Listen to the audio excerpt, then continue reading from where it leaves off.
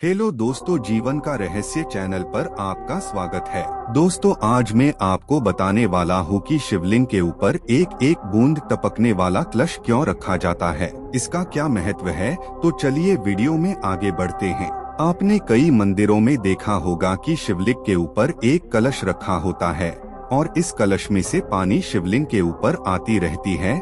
इसके अलावा शिवलिंग से निकली जल निकासी नलिका, जिसे जलाधारी कहते हैं, जिसे परिक्रमा करते समय लांग कर नहीं जाते हैं।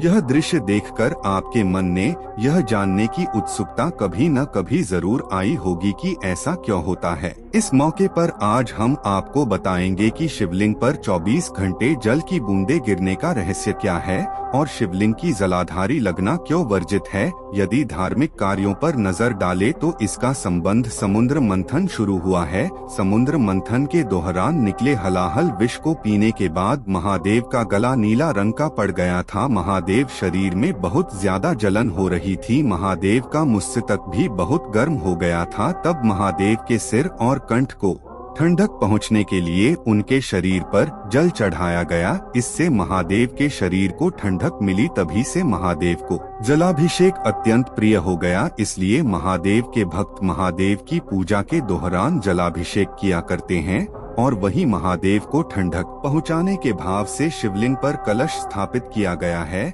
जिसे 24 घंटे बूंद बूंद कर जल टपकता है। खास तौर पर यह कलश गर्मी के दिनों में रखा जाता है। माना गया है कि जो भी भक्त शिवलिंग पर पानी का कलश स्थापित करता है, वह एक एक बूंद के साथ उसका हर संकट दूर हो जाता है। शिवलिंग को यदि वैज्ञानिक आधार पर देखें तो यह बहुत ही शक्तिशाली सर्जन है। तमाम वैज्ञानिक अध्ययनों में यह स्पष्ट हो चुका है कि शिवलिंग एक न्यूक्लियर रिएक्टर के रूप में काम करता है। यदि आप भारत का रेडियो कार्यक्रम मैप को देखोगे तो आपको यह जानकारी मिलेगी कि भारत सरकार ने न्यूक्लियर रिएक्टर के अलावा सभी ज्योतिर्लिंग की जगह या स्थानों पर सबसे ज्यादा रेडिएशन पाया जाता है।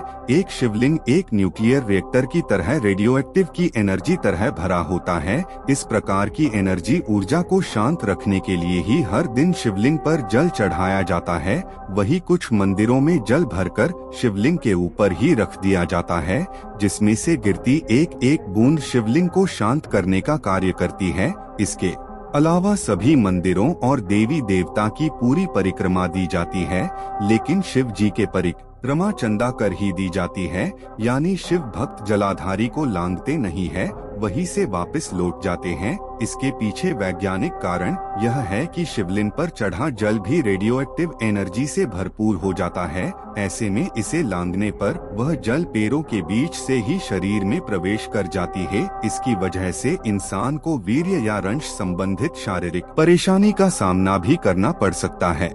इसलिए जलाधारी को लांघना घोर पाप माना गया है।